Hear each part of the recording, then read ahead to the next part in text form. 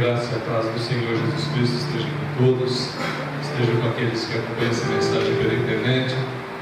E com certeza esse é um dia especial na tua vida, porque Deus vai falar ao teu coração. Todos esses momentos que já temos passado aqui, de recepção de novos membros, para mim pelo menos é um momento de muita alegria, porque eu trago à memória o dia que eu fiz esse ato.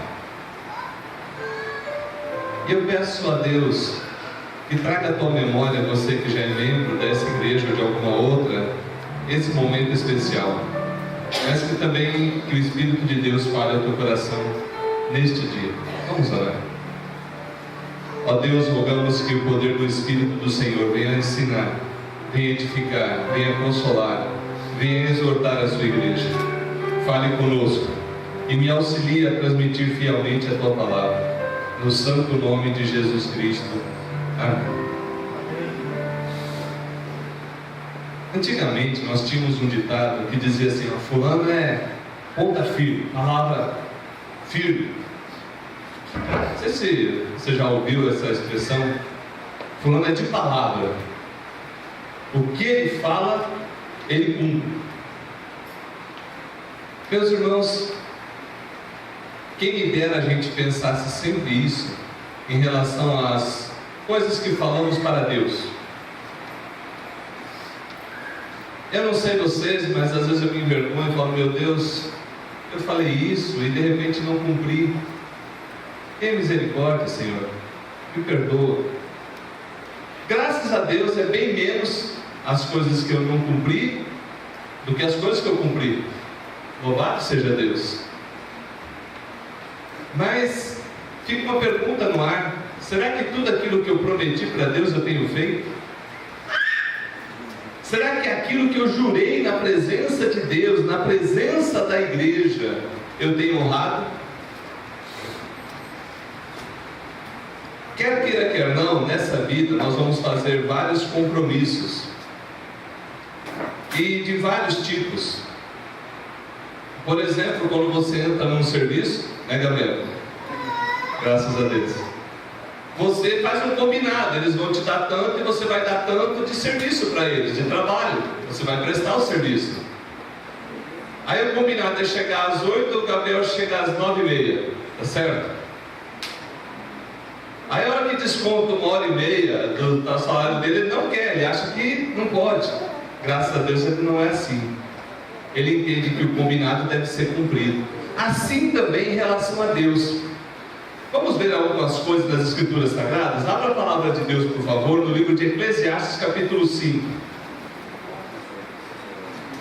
Hoje a mensagem será um pouco mais breve, nós teremos ainda a cantata, mas eu peço que abra as Escrituras no livro de Eclesiastes, capítulo 5.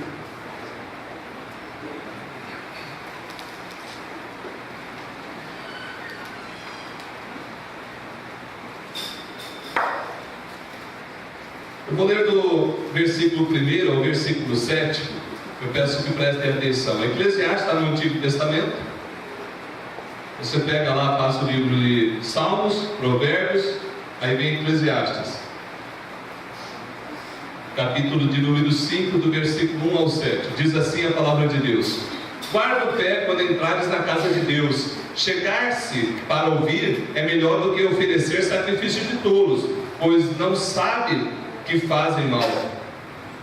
Não te precipites com a tua boca, nem o teu coração se apresse a pronunciar palavra alguma diante de Deus, porque Deus está no céu e tu na terra. Portanto, sejam poucas as tuas palavras, porque dos muitos trabalhos vêm os sonhos, e do muito falar palavras nécias.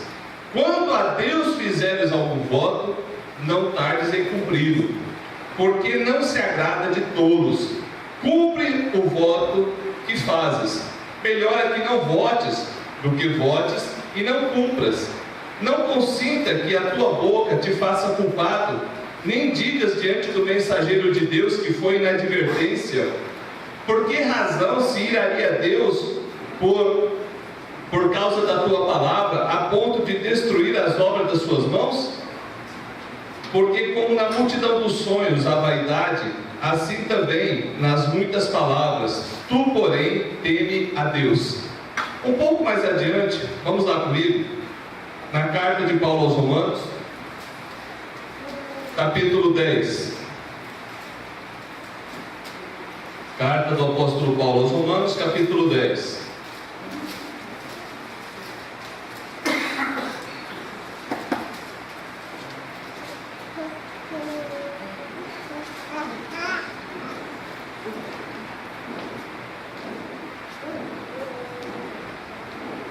Versículo de número 9. Se com tua boca confessares Jesus como Senhor, e em teu coração creres que Deus o ressuscitou dentre os mortos, serás salvo. Porque com o coração se crê para a justiça, e com a boca se confessa a respeito da salvação. Meus irmãos, eu li duas passagens que falam a respeito da importância daquilo que falamos na presença de Deus. E hoje eu quero ressaltar com vocês a importância da profissão de fé e do batismo para um cristão. Você já reparou o quanto é importante isso? Você já refletiu nas promessas que são feitas e nas bênçãos prometidas para aqueles que honram? Eu me recordo, até em alguns detalhes, não porque eu seja inteligente, não porque a minha memória seja maior, é porque aquele momento foi especial. O dia da minha conversão, o dia que eu professei a minha fé, o dia que eu recebi o batismo cristão. Foi no dia 6 de julho de 1993. O reverendo José de Brito Cabral abriu um momento no culto e foi recebido eu e um outro irmão chamado Eduardo no culto das 7h30, que eram 2 cultos na igreja central de Cuiabá. E eu me recordo de cada detalhe que ele falou. E é interessante que aquilo que eu prometi, por muitas vezes na caminhada cristã, eu tive que me lembrar. Por exemplo, eu prometi ser obediente às autoridades da igreja enquanto elas forem fiéis às Escrituras. Por isso, quando em alguma loucura me deu vontade de me rebelar, eu falei, mas eu prometi que eu ia ser fiel. Eu prometi para Deus que se eles estão me ensinando aquilo que é o correto, eu ia acatar. E eu me recordo de uma vez, presta bem atenção nisso, que eu até estava num espírito assim de rebeldia em relação à liderança. E eu não estava entendendo algumas coisas.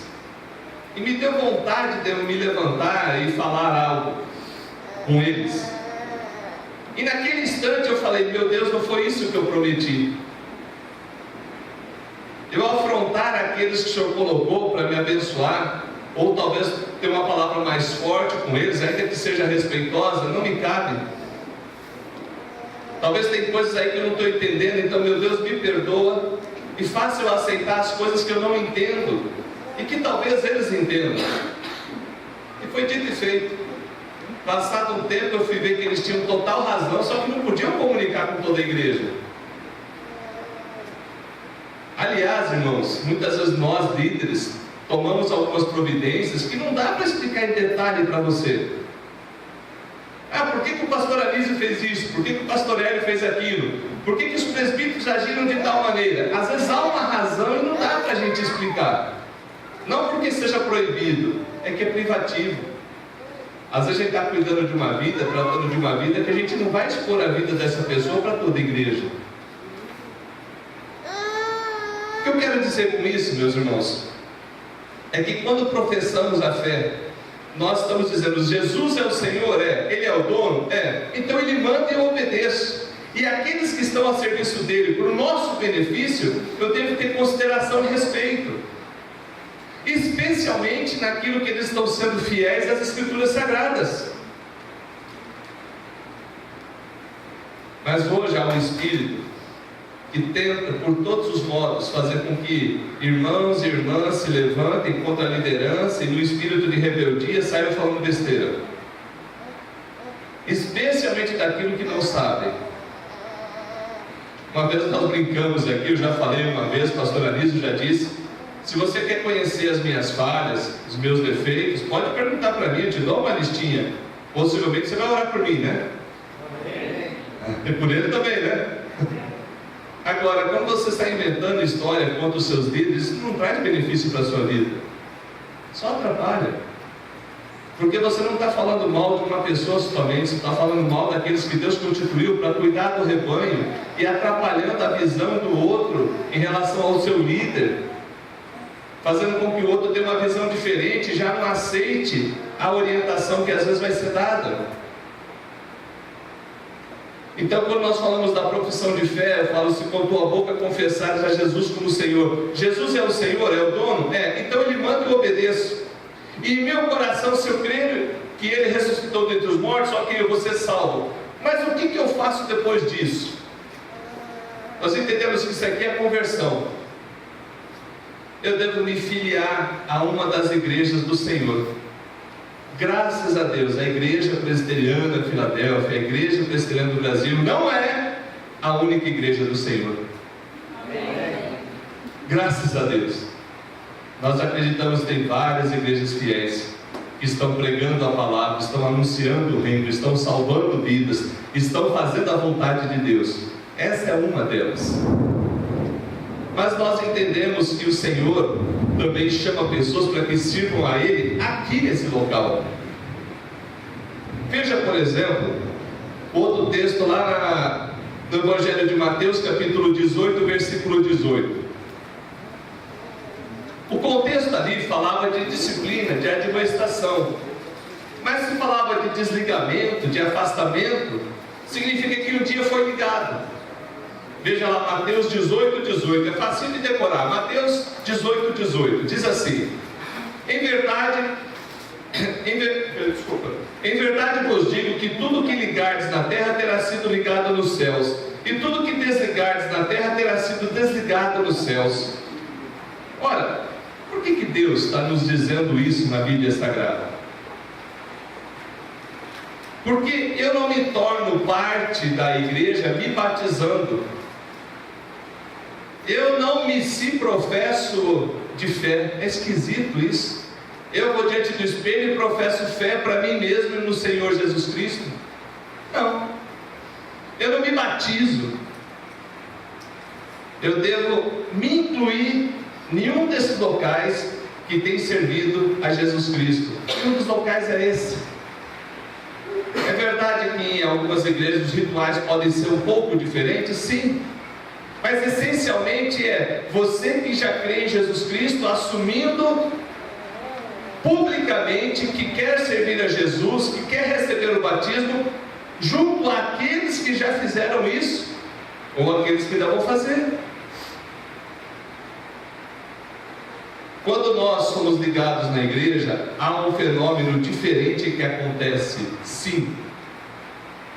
Esse texto, ainda que está num contexto de disciplina, ele está nos mostrando que Deus instituiu para a igreja atributos que são próprios dela, não do pastoralismo, não do pastoréio, mas da igreja do Senhor. De modo que quando você se torna membro, é um passo a mais que você está dando de mostrar para toda a sociedade, para a igreja também, que você quer levar Deus a sério, que você quer honrar o compromisso. Não que hoje você não leve Deus a sério, mas você está obedecendo a mais um passo, receber o batismo e se tornar parte dessa igreja e agir como corpo nessa unidade para a glória de Deus e o bem-estar uns dos outros, inclusive dos de fora. Você já entendeu isso? Você já entendeu a importância que a sua profissão de fé tem para Deus e na vida dos seus irmãos? Ah, pastor, eu gosto de ir na igreja, eu gosto da mensagem, mas esse negócio de assumir compromisso eu não quero. É por quê?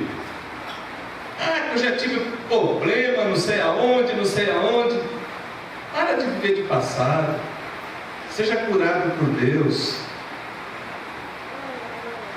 Não é porque você teve problema em 30 lugares que você vai ter aqui. Ou talvez o problema seja você precisa ser tratado. Porque quem já teve problema em 30 e vai ter no 31, tem algum problema. Mais do que os locais. Deus quer trabalhar na tua vida, através de você e em você. Talvez primeiro em você, para depois através de você. Então, ao me tornar membro, eu estou fazendo isso aqui, ó. Estou falando de igreja, eu quero me ligar à igreja do Senhor. E os líderes dessa igreja, nesse caso aqui da nossa, é o conselho, estão falando, nós o recebemos. A igreja o admitiu. E a partir dali vocês entram numa sintonia espiritual maior do que os nossos olhos podem ver. Por isso que Paulo escrevendo aos Coríntios, no capítulo 12 em diante, ele fala da visão de corpo, da igreja como o corpo de Cristo, que se um sofre, todos sofrem. E que nós devemos procurar o bem uns dos outros. Como que você vai procurar o bem um dos outros na igreja se você não assume esse compromisso? Fica sempre só de espectador. Eu queria motivar você nessa noite, e essa é a ideia dessa mensagem. Se você ainda não assumiu o compromisso, ore a Deus, e se assim lhe dirigir, assuma Deus, assuma com Deus compromisso nessa igreja. Procure a mim, procure o pastor Elise e fala: pastor, eu quero assumir o compromisso público, eu quero receber o batismo cristão, eu entendi a mensagem que eu tenho que confessar publicamente a tua palavra, eu entendi a importância do batismo, que é um sinal de que eu faço parte do corpo de Cristo, e eu entendi que o Senhor quer que eu seja servo mais do que ser servido, e que eu quero ser um abençoador mais do que abençoado. Mas todos aqueles que assim se dispõem vão receber graça e misericórdia e capacitação para cumprir esse projeto, esse voto. Por fim, eu queria que você pensasse seriamente nos votos, compromissos que você fez e não cumpriu. Peça perdão. E que seja um momento que você fala assim: Senhor, eu não fiz, mas eu vou fazer. Eu vou começar a proceder diferente. Eu tinha prometido, Deus, orar um pouco mais, e já faz tempo que eu não oro. Às vezes eu oro uma vez por semana ou duas. Eu tinha prometido, meu Deus, ler, e hoje até para ver um versículo está difícil. Se for o teu caso, peça perdão. Mas não peça perdão para dizer nunca mais. Não quero nem assumir compromisso. Ao contrário, isso é bom, eu quero fazer, me ajuda, Deus. Pede a ajuda de Deus. A profissão de fé e o batismo na vida de um cristão é algo marcante para sempre, porque você faz votos, assume compromisso junto ao Rei dos Reis, Senhor dos Senhores. A igreja, o pastor, é um meio, é o testemunho, mas o compromisso é perante Deus, perante a igreja de Deus, e Deus vai abençoar a tua vida. Vocês que assumiram esse compromisso hoje, tenha certeza, é um passo novo, é um passo diferente, e Deus os abençoará. Você que quer assumir o compromisso, Deus vai te ajudar a fazer. E você que ainda entende que não, vamos rogar a Deus também por tua vida, para que você em breve assuma um compromisso. Não estou falando necessariamente nessa igreja, a minha alegria é que você assumisse nessa igreja. Não, pastor, a nossa alegria é essa. Mas de repente, talvez Deus quer que você assuma num outro local perto da tua casa. Que assim seja, mas que você seja um vaso de bênção na mão de Deus. Amém. Fique em pé, vamos orar.